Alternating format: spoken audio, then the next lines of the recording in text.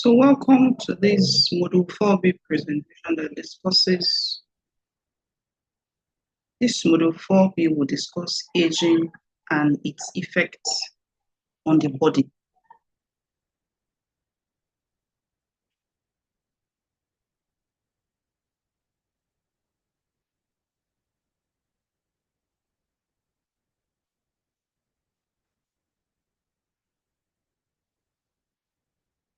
So by way of introduction, it's important to know that aging is a normal process. It's not a disease or a sentence that an individual will end up with disability. Now, as a caregiver, you would likely work with many elderly patients.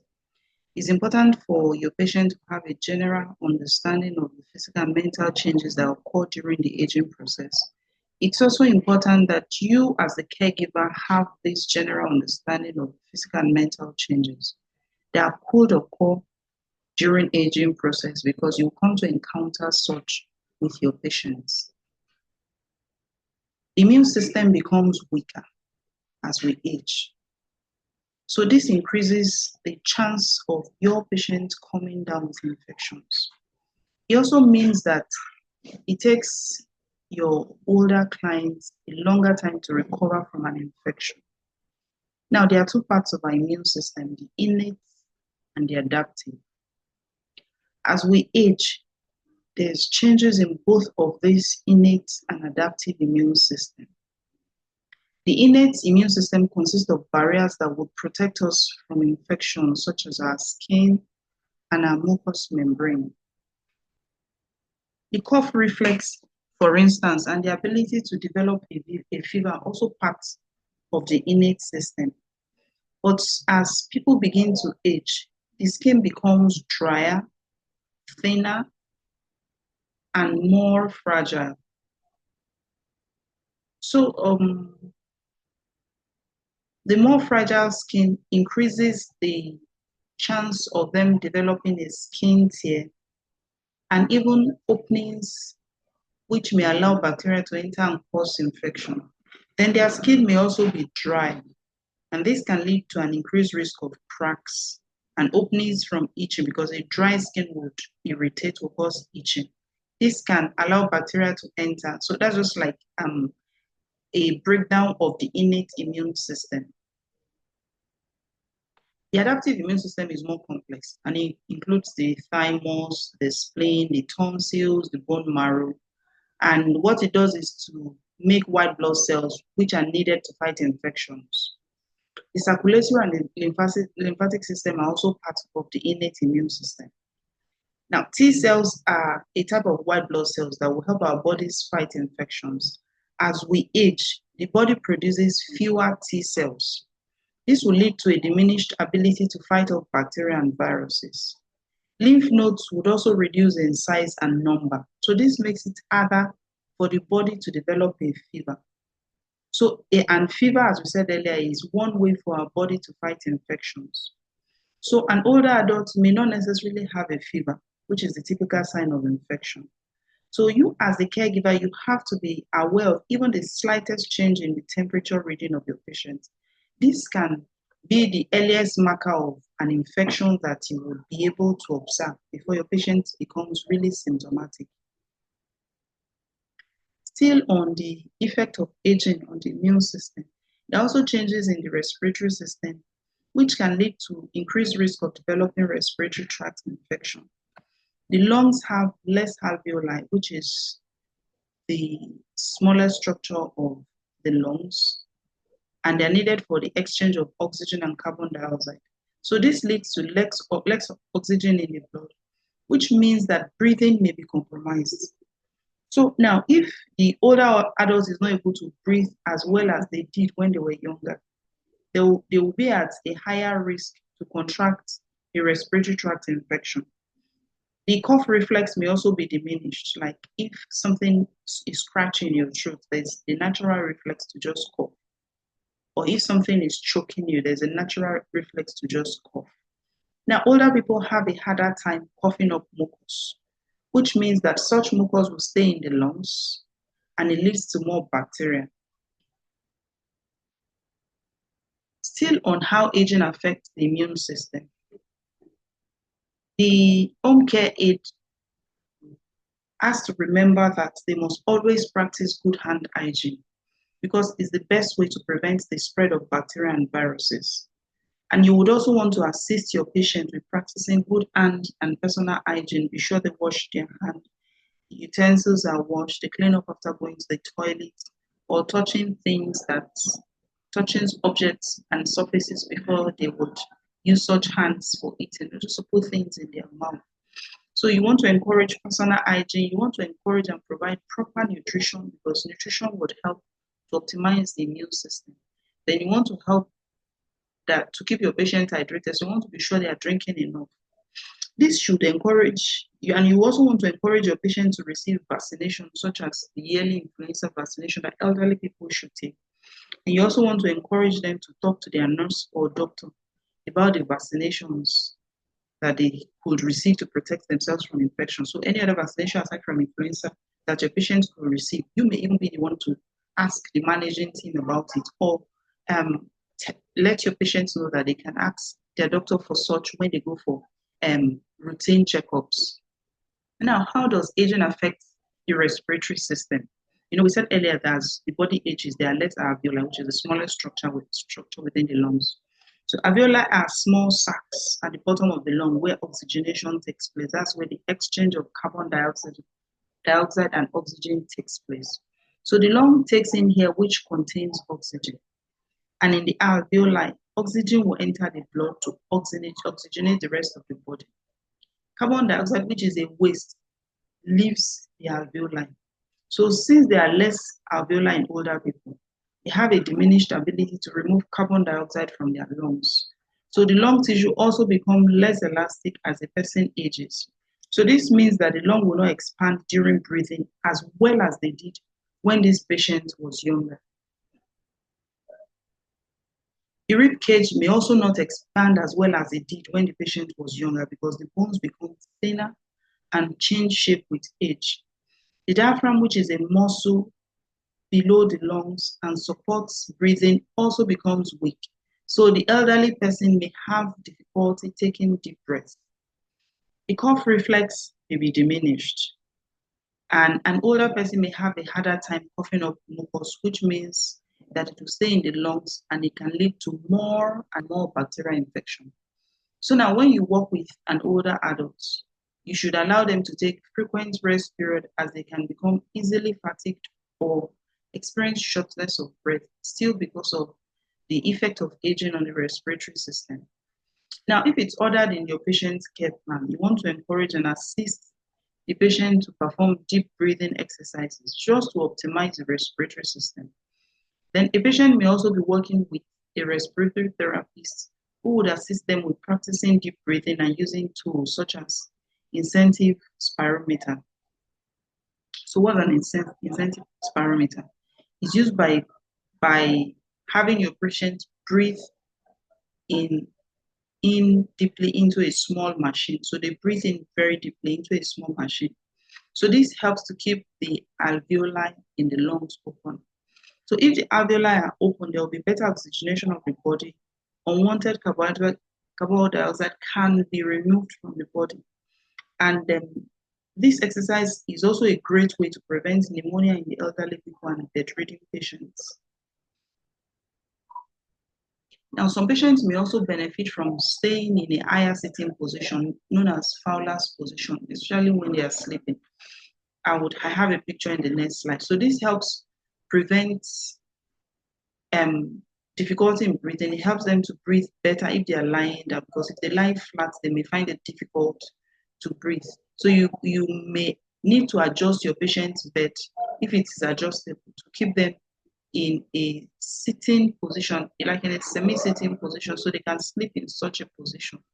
You can also use pillows to prop up the patient's back to keep them upright. So you want to remember to practice proper hand washing at all times when you do things for your patients. Now, if you are sick, you want to talk to your supervisor about whether you should go to work or if you can wear a mask while working with your patient, because at all costs, you will not want to infect your patient in the line of duty, bearing in mind that the respiratory system is also optimal. So you would, if you need to cough, you cough away from others, especially your patients, in the crook of your hand. And you don't want to cough into your hands while you're without washing them afterwards, or even while you're doing something with that hand for your patients. It's also important to keep the patient away from cigarette smoke and polluted air. So, and during cold weather, you ensure that your patient is warmly dressed. They have a scarf to cover their nose and their throat. This would help to prevent cold air from entering their lungs. So this is the Fowler's position I was mentioned. Your patient's bed can be propped like so. So almost like the person sleeps in a semi-sitting position. Now, what are the effects of aging on the cardiovascular system? The cardiovascular system consists of the heart and all the blood vessels of the body. As we age, people begin to develop fatty deposits and plaques in the blood vessels. So these fatty deposits, also called plaques, can begin to make the blood vessels stiff. So blood may not flow through them as well. If someone has a large buildup of plaque, the flow of blood can even become blocked. So coronary artery diseases, which is a narrowing of the artery that supplies blood to the heart, or heart attacks can occur due to a blocked blood flow. So some people take medications to lower cholesterol to prevent chest pain. So you as the caregiver should keep in mind that you report statements of chest pain, shortness of breath, or a feeling of tightness in the chest to your supervisor immediately. Please do not overlook such complaints. Now, the largest artery of the heart, called the aorta, also becomes thicker and stiffer as individuals age. So this can result in many elderly people having a higher blood pressure. So you want to monitor your patient's blood pressure as directed in the care plan. Maybe it's daily, maybe it's twice daily, maybe it's thrice daily. And once you observe changes, you report them to your supervisor. As we also age, the normal rhythm of our hearts also changes. So it's not uncommon for an elderly person to develop arrhythmia or an abnormal heart rhythm.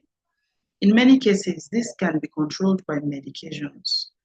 Some patients may even develop heart failure, which means the heart no longer pumps blood through the body as effectively as it used to do. So your patient may have shortness of breath even when they're walking just short distances. They may develop edema, that is swollen legs, swollen body, but majorly you would observe such on their limbs.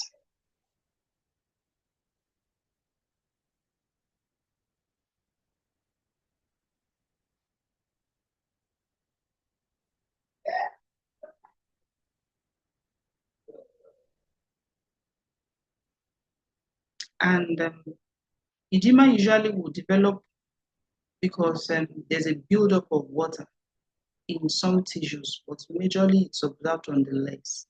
Then medications and diet changes are oftentimes used to control the symptoms of heart failure. Now, as the home caregiver, you want to report any statement that is made by your patients that they're giving complaints of chest pain, shortness of breath, or if you notice any swelling or sudden weight gain in your patient, you want to report such immediately. Now, if the signs of heart failure is worsening, your patient may be told not to lift heavy objects or not to engage in strenuous activity, to take more rest breaks while doing physical activities. So you help the patient maintain a healthy lifestyle as possible by monitoring their diet, assisting with exercise as directed in the care plan of your patient. And when you observe any changes, you want to report such immediately to your supervisor. Now, the integumentary system is the skin. As we age there are also some changes on the skin that are oftentimes quite visible. The hair becomes gray and thin. The skin becomes wrinkled. The nails become harder and more brittle. The skin, it will interest you to know, is the largest organ of the body. The skin serves to protect us from bacteria entering into our bodies. It also helps to regulate our body temperature, helps us to regulate our fluid balance, allows us to feel sensations such as whether it's hot or it's cold, also allows us to feel touch due to the nerve endings called nerve receptors within the skin. Now, as people age, the skin becomes thinner, drier, and more fragile. So changes in blood vessels within the skin also lead to the skin becoming easily bruised and more at risk of bleeding. Here you have a picture of a younger person and probably the caregiver. And of course, you can see the picture of the elderly woman's hand is quite wrinkled. So also as we age, the sebaceous gland, which produces oil that helps to moisturize the skin, becomes less active. So the skin is drier, it's less moist. It may be itchy and is more likely to break down from the itching. So there could be cracks from scratches that leads to possible infection. So to protect your patient's skin, you want to add moisture in the forms of body lotion. It's also important to encourage older people to stay hydrated by drinking plenty water. Sweat glands also become less active, so older people will sweat less. So they may not need a complete bath as often, but they should receive a sponge bath at least daily. A sponge bath, not you may not take them to the bathroom, you may bathe them sitting. It will be like a bed bath or a chair bath, at least daily. But a complete bath that is seated in the bathroom, you're running water through the person's body at least twice per week. Now, when we sweat, it is the body's way to keep cool. Since older people will sweat less, they are more at risk for overeating or even getting heat stroke. Still on the effect of aging on the integumentary system, the subcutaneous or the fat layer of the skin also thins out. So this leads to more difficulty with temperature regulation. So older people may become cold faster and are more at risk for developing hypothermia. Hypothermia is a reduction in body temperature. So care should be taken to ensure that your elderly patient is properly clothed and kept warm. Then as the fatty layer of the skin also thins out, it also means that older people have less padding to protect them from injury. So the bony areas of their body are at risk of developing pressure sores when they maintain a particular position for a long time. So you want to turn bedridden patients every 2 hours. You turn them to the right, then to the left. And you want to protect some their bony areas with pillows. Now, in addition, it takes about 4 times longer for aging skin to heal than younger skin. So, and in addition to changes that occur from aging in the skin, another patient may also have diseases and disorders such as diabetes that would even further prolong the length of time for skin and wounds to heal. So it's important to know that. Now here we have a woman with an individual with sores, bed sores, pressure ulcers on the buttocks. This was probably because the person was not turned as frequently as he or she should be turned.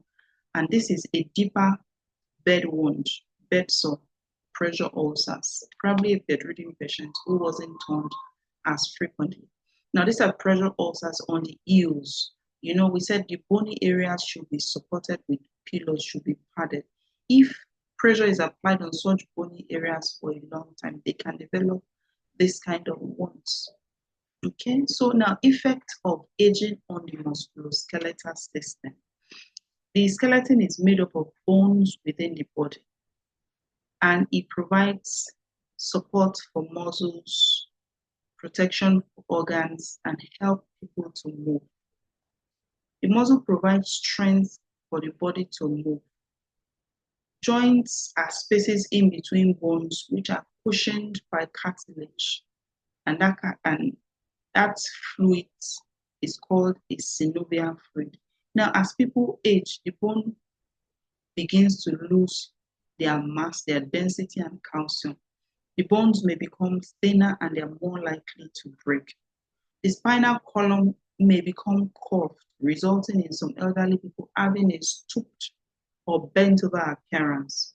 The spine is made up of vertebral discs, which have fluids in between each disc. As we age, the fluid between these discs becomes thinner, and some people may actually lose height as this fluid thins out and the vertebrae move closer together. Some may even become frankly bent over as they age. Now, as people age, their muscles would also weaken and lose tone. So elderly people may have the same strength, may not have the same strength or the range of motion, has ability to move joints in different directions as before, and they may even have difficulty with movement completely. Their joint is at risk of becoming stiff. This fluid between those joints will reduce, resulting in the cartilage between the bones rubbing against each other. So this can make it harder for such people to move, which can be very painful. Some of them can even develop arthritis, which is a painful inflammation of the joints because those cartilages have been rubbing together because the fluids that should support the joint spaces are reduced by virtue of aging. Now, if it is safe and is directed in your patient's care plan, you want to encourage your patient to perform range of motion exercise and walk as much as possible. Why? This will help to strengthen the bones and the muscles, which also helps to prevent osteoporosis. Osteoporosis is thinning out of the bone. So osteoporosis would result in thin and brittle bones, which will increase a person's risk of fracture. So they could just have a little trip and something major gets broken because the bones have become brittle and fragile. So as a caregiver, you can assist with a range of motion exercises as directed in the care plan. You can encourage the patient to complete as many activities as possible to keep their muscles and bones active. Then you may want to assist with performing a range of motion exercises as directed in the care plan. Now, please do not perform this type of activities without proper training or direction from your supervisor because it can result in injury to your patient. Your patient should also be supported during this type of activities. You can hold the joint above and below. For example, when you're performing exercises involving the knee, you can hold the area below and above the knee joint during the activity just to support your patient. Your patient should never be forced to do exercises that hurt. Joints should be moved very slowly and gently during these exercises. Now, should your patient experience any pain during a directed exercise, please refer or report to your supervisor. Remember, you should not perform this exercise unless you've been properly trained and directed to do so. So some range of motion movements include abduction. That means you're moving a body part away from the midline. For example, if you're abducting the leg, it involves moving the entire leg away from the middle of the body. Flexion means you're bending a body part. For example, if you're flexing a biceps, it involves you bending it as if to make a muscle. Extension means you are straightening a body part. For example, if you have to extend your biceps, you're just straightening the arm. Okay, so pronation, you're turning it downwards. For example, the forearm and the hand are turned so the palm of the hand faces downwards. Then you can do supination, that's turning it upwards. That's the opposite of pronation. Dorsiflexion is you're bending it backwards. And they would have a demo of this in one of the weekend lectures. Okay. Then you could have plantar flexion, you could have opposition. Those are some range of movement exercises that you want to do for the elderly person. Now here's a picture of an elderly person who is bent over because the spine bones, the fluid within is reduced, the curvature is grossly distorted. And you would also come across a number of elderly women and men who are bent over like so. Now, many patients may be on supplements such as calcium and vitamin D. The aim is to help support healthy muscles and bones. So You also want to be aware of risk of falls. So you keep items out of your patient's path of walking. And a patient who has challenges walking, they may need assistive devices such as a cane, walking walkers, just to help them correctly. So you would ensure that your patient also has non-skid shoes on. The shoe that this woman is wearing now has a very decent grip. Okay. Then if the patient wears glasses, let them have it on. If they wear hearing aids, let them have it on so they can see and hear what is going on around them. It will reduce the chances of a fall. The sensory system also gets affected by aging, and it consists of our sense of vision, hearing, smelling, taste, and touch. Changes in the vision can result in an increased risk of fall. So you want to ensure that your patient wears their eyeglasses if they wear it, and the room should be well lit. And you also want to help your patient enjoy activities in which vision is important, such as reading. Then there are some visual aids that can enhance your patient's reading experience. Books on tape, so that like audio book, reading materials that have a large print, or even magnifying glasses. And if your patient would like you to read to them, please do. Here is an elderly person with hearing aids on and a pair of glasses. So he's by all means assisting his senses to function optimally, even though he's aged. So for patients who have trouble hearing, they should speak. You as a caregiver, you speak in a low-pitched voice without shouting. I know the assumption is that if you shout, someone with difficulty in hearing will hear you better. When you shout, because you give all of the non-verbal communication, your tone of voice, not your tone of voice, your facial expression, the way your muscles are tensed, you're giving all of those off while you're shouting at your patients, and shouting doesn't make them hear better. So you speak in low-pitched voice without shouting, and you ensure that you're directly in front of your patient when you're speaking. Now, if your patient wears hearing aids, you want to ensure that they're in good working order. They have batteries and the patient is using them correctly. Then you want to remember that it's not every older person who have vision or hearing problems.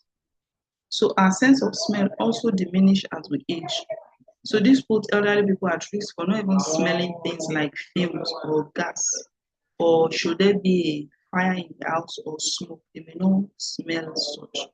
So as a caregiver, you want to ensure that there are smoke detectors and carbon monoxide detectors in the house, and if they are there, you want to ensure that they are in good working condition. Now, as we age, we also lose taste buds. So combined with a decreased sense of smell, this can really result in a poor appetite and weight loss. So they can smell the food, they can't taste it. So their appetite may not be so optimal. If they don't eat as well as they should, the elderly person may be losing weight. So you want to provide food choices that are appealing to your patient and find out what is your patient's preference or what their favorite food is. The sense of touch is also diminished as we age. So it's important to be conscious about extreme temperature, because the elderly person may not be able to tell if something is too hot or is too cold. So now, should you need to use ice packs or eating packs, maybe according to the care plan, you have to be extremely careful with them. You don't want to leave them on for too long, because it will cause frostbite if it's cold, and left for too long, it will cause burns if it's on hot and left for too long.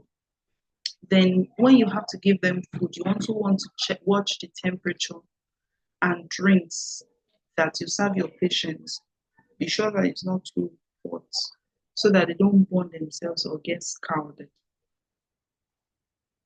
Then some older people with special conditions like diabetes may also have poor circulation. So this can result in a lack of feeling in their feet. So you want to inspect your patient's feet on a regular basis, and you ensure that they wear proper footwear to protect their foot from injury. The digestive system starts from the mouth, where we take in food, and that's where we begin the process of digestion by chewing the food. Then, of course, the food moves down the esophagus into the stomach and then into the small intestine, into the large intestine, and finally is eliminated through the anus. Some elderly people may have a problem with chewing or swallowing. Chewing if they've lost the number of teeth. Swallowing if by virtue of aging and its effect on the nerves of the esophagus. So this can result in a safety risk if your patient chokes. Now, if you notice that your patient is having any difficulty with chewing or swallowing, do not ignore it. Please report such to your supervisor. Some patients, matter of fact, may even need to be on soft or pureed diet, that is blended diet, just so that they can swallow it because they cannot chew it. Now, if you have a patient who wears dentures, dentures are artificial teeth that are detachable. You want to ensure that they are in place prior to meal so that they can have something to chew on. So this will help them with chewing and it will also help them with properly digesting their food. And here is a picture of a caregiver presenting a meal to an elderly patient of hers. So the movement of food through the digestive tract may also be slowed down in some older people. So this can result in constipation. Constipation means a lack of bowel movement. That's a lack of or a decrease in the number of ability to poop. So and that is different from what is normal for an individual. So if you have a patient who goes to the toilet every day and hasn't gone in a week, that your patient will be said to be constipated. So it may not be uncommon for some elderly people to only have to go to the toilet every couple of days to poop. But if you notice that the frequency of your patient's bowel movement changes, again, you want to inform your supervisor. Now, some older people may need to be on the bowel regimen just to help them have regular movements.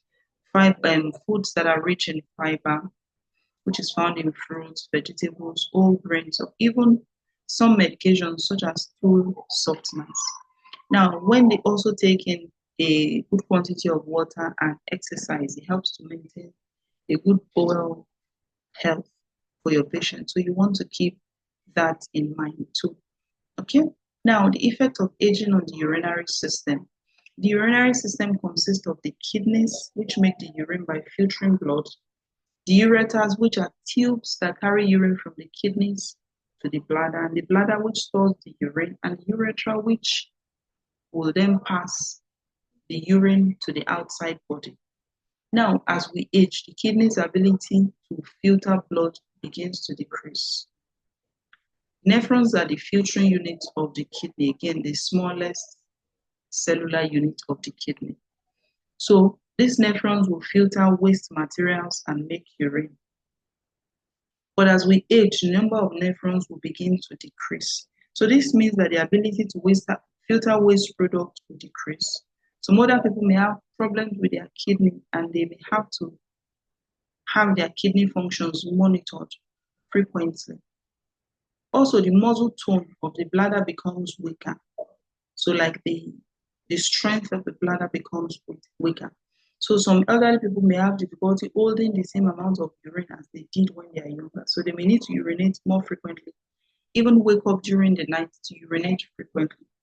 So now, since their bladder is weaker, it may also not empty completely. So they may need to go again another 1 hour in another 1 hour. So this would lead to urine remaining stagnant in the bladder, and this would increase their chance of having a urinary tract infection. You, as the caregiver, should report any changes in urination, maybe frequency, they go too often or too little, or they are peeing on themselves incontinence, or they get to the toilet and they are not able to start the flow of urine.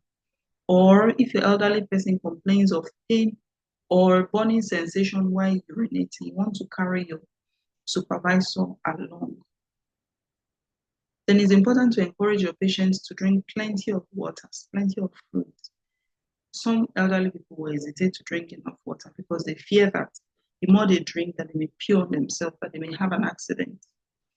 So you want to encourage them to not withhold their water consumption, because this will lead to dehydration and it can even increase the chances of having a urinary tract infection more.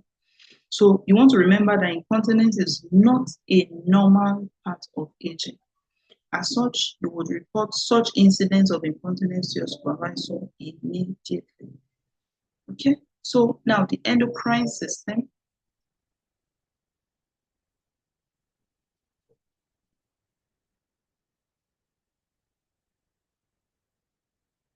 The endocrine system consists of hormones and organs, such as the thyroid, the parathyroid glands, the pancreas, reproductive organ. The thyroid is important for metabolism. So as we age 20 years and above, metabolism begins to slow down. Some other people may develop nodules on their thyroid gland, and they may need to take medications for maybe overactive or underactive thyroid. The parathyroid glands may also have some problem as they age. But the parathyroid gland, what it does is it helps to maintain calcium balance. So parathyroid hormone, many times the secretion will increase as people age. So this can result in too much calcium in the bloodstream and not enough calcium in the bones. So this can result in weaker and more brittle bones, such that is found because that would then increase risk of having osteoporosis. So in still the endocrine system, insulin is produced by the pancreas. And what it does is that it helps to metabolize glucose or sugar, helps the body to use up glucose or sugar. Older patients may need to watch their sugar intake. Why? Because some elderly people may develop diabetes. So this means that the body is not producing enough insulin to allow glucose to get into the cell when it is consumed as meals. So you want to place such patients on low sugar diet. And if they need to monitor their blood glucose prior to meal, you want to do that and have it recorded.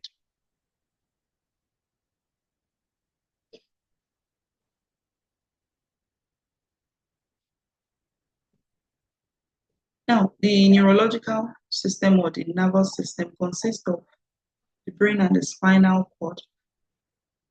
Aging can result in memory loss and concentration difficulty. There's generally a slowing of nerve firing, that is from impulse to reaction. So it's not as swift as it was when they were much younger. So they can take slower to process information, even to perform tasks. They may not be able to think or perform tasks as quickly as they could before. Now, this is not necessarily part of aging. That occurs for everyone. It will vary from individual to individual. But regardless of what spectrum your patient presents with, you want to encourage your patient to still make decisions and choices. And you want to give them as much independence as possible. And sometimes you may want to encourage them to make a list to help them remember important things to them. And you want to provide plenty of time for your patient to process information and to complete tasks. Now, still effect of aging on the neurological system. While the brain would lose some nerve cells, the brain connections continue to develop. So you want to encourage your patient to think about good times by asking them their life story, to show photographs. You also want to encourage and assist with activities to keep the minds active, such as jigsaw puzzle, reading, crossword puzzle, even painting, drawing, other activities that can stimulate the mental process. Now, if your patient shows signs of forgetfulness or confusion, please report to your supervisor immediately. It's not a normal sign of aging. Now, effect of aging on the female reproductive system. In females, there's a process called menopause. During this time, the hormone level changes because the ovary will stop working. Ovary is where the woman releases ova from, which is the female egg. So the hormones estrogen and progesterone stop being produced at menopause. Then they stop seeing their menstruation, their monthly flow of blood. Once a woman attains menopause, she can no longer be pregnant. Now, as the hormone level decreases, the vagina becomes thinner, drier, and less elastic. There are also some changes on the external genitalia, the labia. So now these changes can be painful. So if your patient complains of pain in the vagina area, please inform your supervisor. Now, also, a loss of estrogen would also lead to an increased risk of osteoporosis in your female patients. So they are at risk of having fractures or broken bones. Then, still, this loss of estrogen increases their chances of having urinary tract infection. The bladder muscle tone become weaker.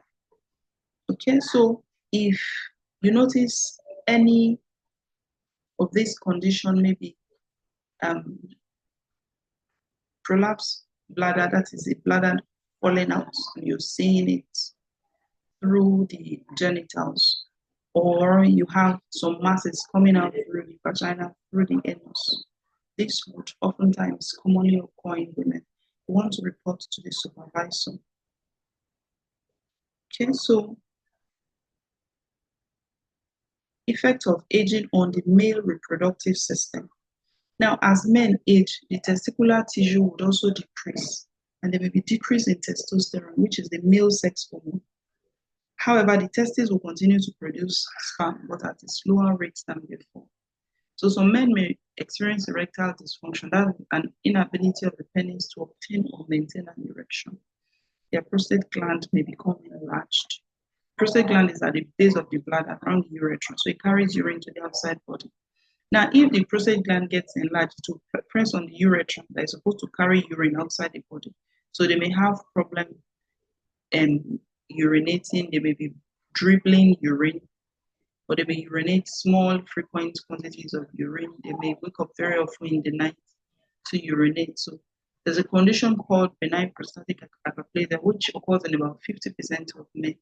If your elderly patients demonstrate any challenge with micturition, with urination, please, you want to inform your supervisor as soon as possible. Now, in some instances, an enlarged prostate may also indicate prostate cancer. So it's a good idea for elderly person to be screened for prostate cancer yearly by the healthcare professionals. So they do a number of tests, digital rectal examination, a blood test called PSA. So higher levels could indicate that your patient has BPH, benign prostatic hyperplasia, or prostate cancer, essentially if the prostate is enlarged. Okay. And with that, we come to the end of this presentation. Thank you very much.